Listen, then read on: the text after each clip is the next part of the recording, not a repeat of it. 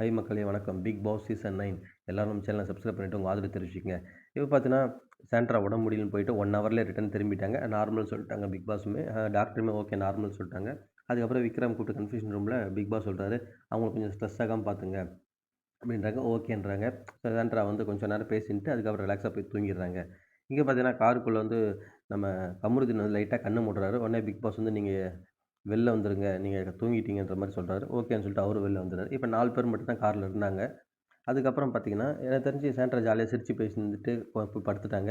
இங்க வந்து கமருதீன் போய் பார்க்குறாரு. பார்த்த உடனே பார்த்தீங்கன்னா, அவங்க தூங்கிட்டு இருக்காங்க. சரி ஓகேன்னு கிளம்பி வந்துடுறாரு. நீங்க இது எனக்கு என்னவோ இது வந்து டிஆர்பிக்காக சேனல் பண்ற ஒரு தில்லுமுல்லு மாரி தாங்க இது. ஸோ இந்த மாரி ஒரு விஷயத்தலாம் டிஆர்பிக்காக பண்றவங்க தான் விஜய் டிவி. ஸோ இன்னொன்னு சாண்ட்ராவுமே நடிக்கிறாங்களா தான் தோணுது. ஏன்னா இந்த மாரி ஃபிக்ஸ் வந்தவங்க உடனே இம்மீடியட்டா கீழ விழுந்தோனே ஃபிக்ஸ்லாம் யாருக்கும் வராதுன்னு நினைக்கிறேன் எனக்கு தெரிஞ்சு. அதுமாரி தண்ணி ஊத்துனாங்க. நீங்க இப்ப நல்லா கவனிச்சு பாருங்க. அப்படியே ஸ்டாப் ஆயிடுச்சு. ஃபிக்ஸ் வந்தவங்களுக்கு யாருக்குமே தண்ணி ஊத்துனோனே உடனேலாம் ஸ்டாப் ஆவாது. அந்த லைவ் பார்த்தவங்களுக்கு தெரிஞ்சிருக்கும். உண்மையாவே இது இவ்ளோ இது தேவையா? ஆர்ப்பாட்டங்கள். ஸோ இவ்ளோ வாய் விட்டாங்க எல்லாருமே. அந்த பெரிய சீன் வந்து தேவையான்னு தோணுது. ஏன்னா விக்ரம் அப்படி கத்துனாரு, சபரி கத்துனாரு ஒரு பக்கம், திவ்யா அங்க கத்துனாங்க. ஸோ பார்வதி, கமருதீன் அவங்க 2 பேரும் கத்தின்னு இருந்தாங்க. ஸோ இந்த 5 பேருமே அவ்வளோ ஆக்ரோஷமா தான் இருந்தாங்கன்னு வச்சுக்கங்களேன். ஸோ உண்மையாவே எனக்கு என்னவோ இது வந்து ஒரு பெரிய ஒரு ட்ராமா மாரி தான் தோணுது.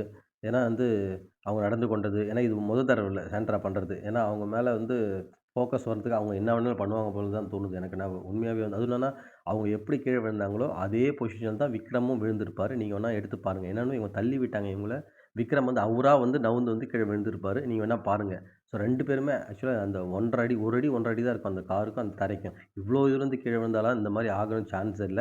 எனக்கு தெரிஞ்சு டிஆர்பிக்காக இவ்ளோ கேவலமான விஷயங்கள்லாம் பண்ணுவாங்களா? மக்கள வந்து அவங்களுடைய எமோஷன்ஸ தூண்டி இப்ப என்னன்னா இதில பார்க்குறவன் தான் முட்டாளாயிடுறான். அவங்களுக்கு ஒண்ணும் பிரச்சனை இல்ல. நடிக்கிறவங்களுக்கு சம்பளம் வரப்போது.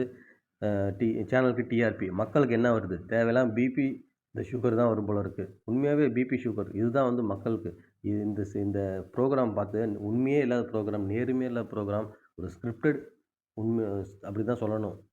நீங்க என்ன சொல்றீங்கன்னு கமெண்ட் செக்ஷன்ல கமெண்ட் பண்ணுங்க மக்களே. அடுத்த வீடியோல உங்கள சந்திக்கிறேன்.